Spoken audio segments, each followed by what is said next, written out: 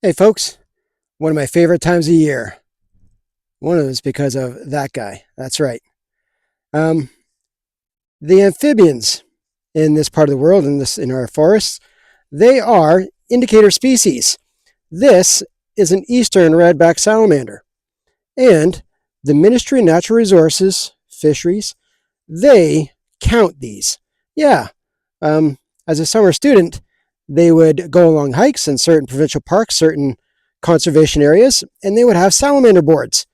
And this little salamander is what they'd be looking for. Because if you've got a healthy forest, part of a healthy ecosystem, there is supposed to be one of these every square meter, right? 3 feet by 3 feet, 1 meter by 1 meter. Every square meter, you should have one of these. So by putting boards throughout a mixed forest in this part of the world in Ontario, you should hope to find so many under the boards. Now, this salamander is unlike any other salamander in this part of the world. It doesn't have the same life cycle as other salamanders. This little guy, and that's it, full grown, like that's a incredible specimen of an adult.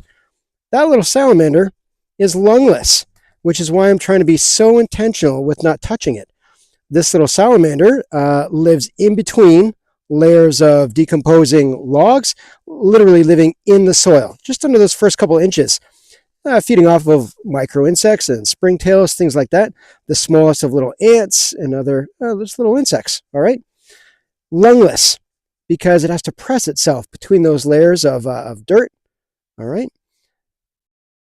The other interesting part about the Eastern Red-backed Salamander is that, yeah, just getting away there.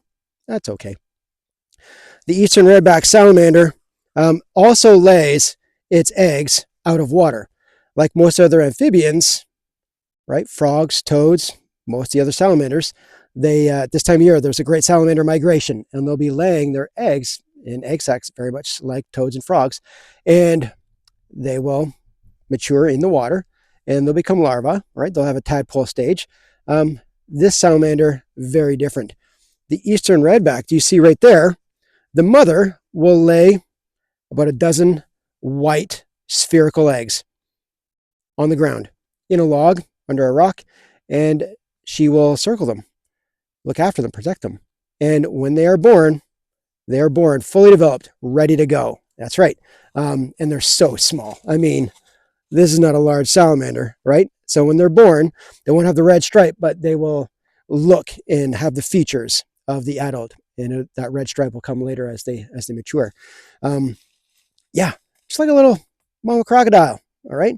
I don't know if that is a recessive trait or if it's an adaptation that it had to go back to, but what an interesting difference among all the salamanders. This one is supposed to be the most prolific, the most unique in the terms of its being lungless and its habitat, its habits, but also now in its life cycle. Being lungless, I'd be very aware of any of the oils, any of the products I'd have on my hands, soaps, right? Some leftover sanitizer from being in town earlier. So yeah, I'm going to be careful and be mindful about how and where I put this salamander back. All right. I have the pleasure of saying I do this for a living, right? Teaching young people from the city about things I find in nature, things that I find neat. So I found one, force of habit, looked in the log. I thought I would share. That was Eastern Red-backed Salamander. Thanks for watching. See you soon. Bye.